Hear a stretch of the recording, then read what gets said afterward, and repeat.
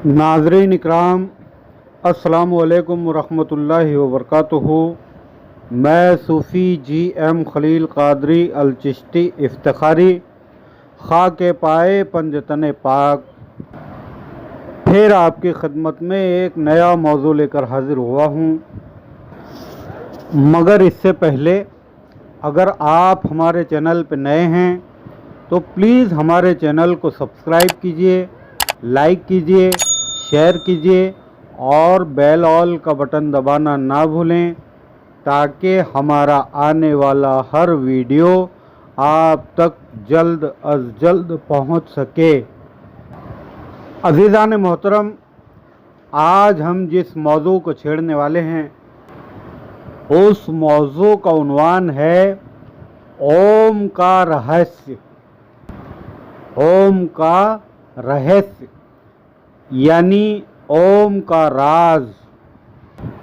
हमारे कई हिंदू भाइयों ने हमसे कहा कि गुरुजी कुछ ऐसे भी वीडियोस बनाया करें जिससे हमें कुछ ज्ञान हासिल हो, हमें कुछ इल्म प्राप्त हो।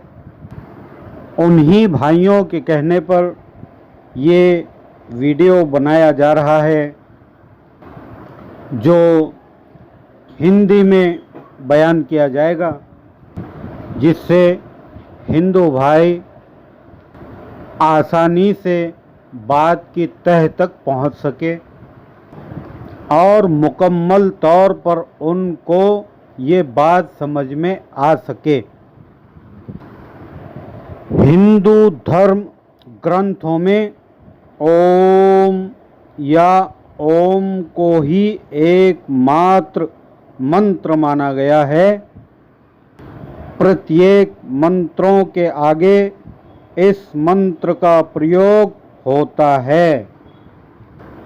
तंत्र योग में एकाक्षर मंत्रों का भी विशेष महत्व है। देवनागरी लिपि के प्रत्येक शब्द में अनुस्वार लगाकर उन्हें मंत्र का स्वरूप दिया गया है। उदाहरण के तौर पर क, ख, उदाहरण के तौर पे कंग, खंग, गंग, घंग आदि। इसी तरह श्रिंग, क्लिंग, ह्रिंग, हुंग, फट आदि भी एकाक्षरी मंत्रों में गिने जाते हैं। नम या नमो से शुरू होने वाले मंत्र नहीं बल्कि नमस्कार होते हैं। आइए जानते हैं कि इस ध्वनि का रहस्य क्या है, यानी इस आवाज़ का राज क्या है। तपस्वी और ध्यानियों ने जब तपस्वी कहा जाता है तपस्या करने वाले को, और ध्यानी कहा जाता है ध्यान पर पूरी पूरी तवज्जो देने को। तो तपस्वी और ध्यानियों ने जब ध्यान की गहरी अवस्था में सुना कि कोई एक ऐसी ध्वनि है जो लगातार सुनाई देती रहती है, शरीर के भीतर भी और बाहर भी, हर कहीं वही ध्वनि निरंतर जारी है। यानी जहाँ वहाँ जिधर देखो उधर वही आवाज़ लगातार जारी है और उसे सुनते रहने से मन और आत्मा शांति महसूस करती है। तो उन्होंने उस ध्वनि को नाम दिया ओम।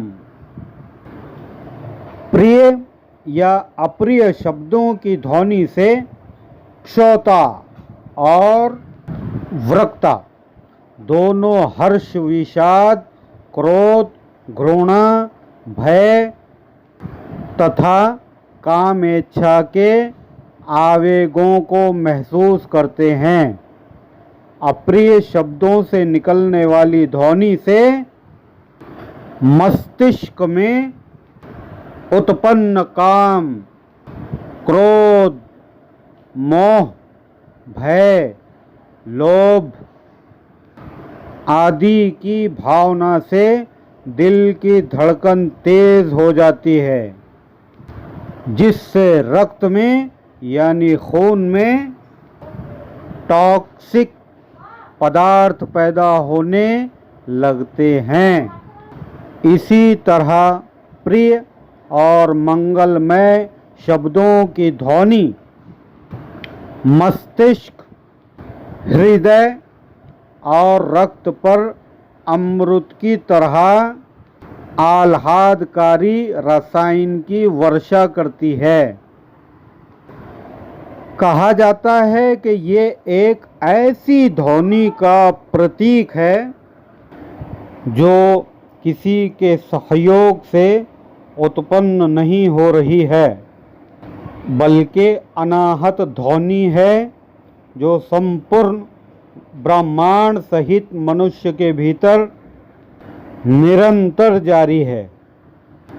अनाहत अर्थात किसी भी प्रकार की टकराहट या दो चीज़ों या हाथों के संयोग के उत्पन्न ध्वनि नहीं, इसे अनहद भी कहते हैं।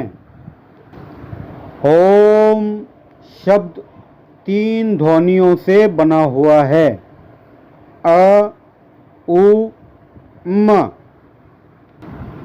इन तीनों ध्वनियों का अर्थ उपनिषद में भी आता है। भूलोक और स्वर्गलोक का प्रतीक है। उसमें भी बोलते वक्त ओ पर ज़्यादा जोर होता है। इस मंत्र का प्रारंभ है, अंत नहीं। ये ब्रह्मांड की अनाहट ध्वनि है। साधारण मनुष्य उस ध्वनि को सुन नहीं सकता, लेकिन जो भी ओम का उच्चारण करता रहता है, उसके आसपास सकारात्मक ऊर्जा का विकास होने लगता है। फिर भी उस ध्वनि को सुनने के लिए तो पूर्णत मौन और ध्यान में होना ज़रूरी है। जो भी उस ध्वनि को सुनने लगता है, वो परमात्मा से सीधा जुड़ने लगता है। परमात्मा से जुड़ने का साधारण तरीका है ओम का उच्चारण करते रहना। शिव पुराण मानता है कि नाद और बिंदु के मिलन से ब्रह्मांड की उत्पत्ति हुई, यानी वहदत और कसरत के मिलने से दुनिया की तख्लीक हुई। नाद अर्थात ध्वनि और बिंदु अर्थात शुद्ध प्रकाश।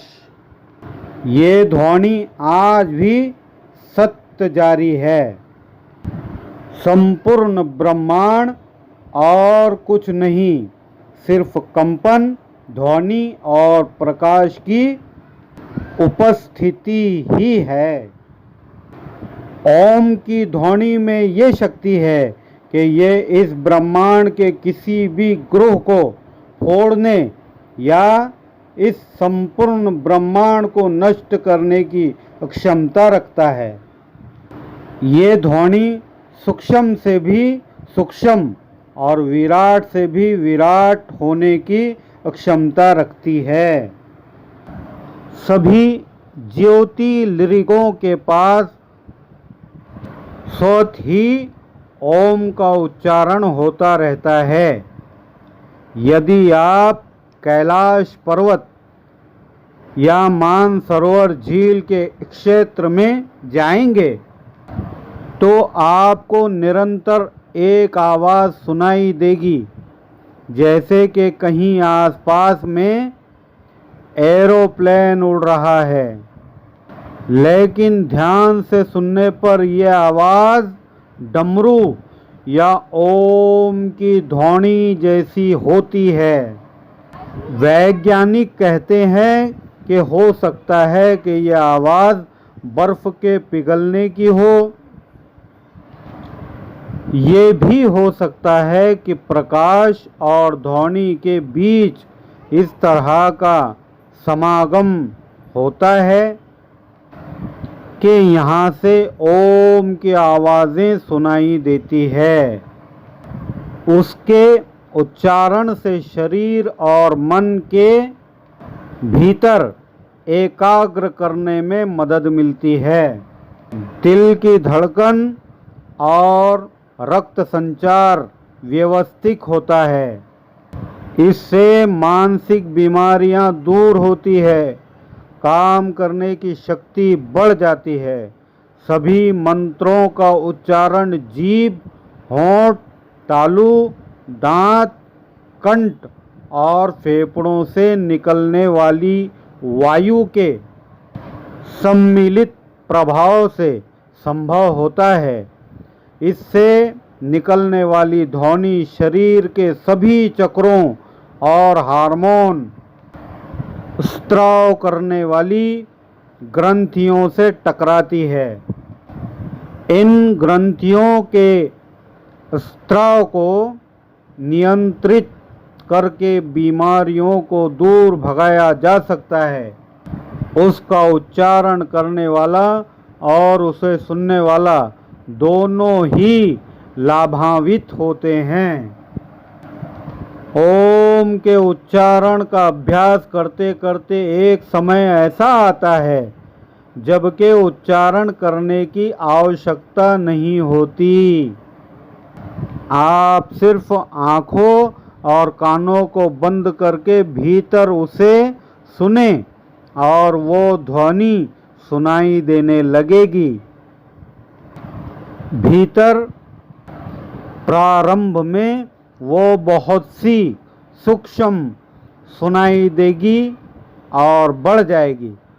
साधु संत कहते हैं कि ये ध्वनि प्रारंभ में झिंगूर की आवाज़ जैसी सुनाई देगी, फिर धीरे धीरे जैसे बीन बज रही हो, फिर धीरे धीरे ढोल जैसी थाप सुनाई देने लग जाएगी, फिर ये ध्वनि शंख जैसी हो जाएगी और अंत में ये शुद्ध ब्रह्मांडीय ध्वनि हो जाएगी।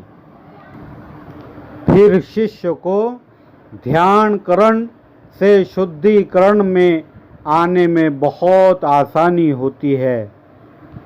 भगवान यानी अल्लाह तबारक व तआला हर मानव को अपना आत्मज्ञान प्राप्त करने की क्षमता दे।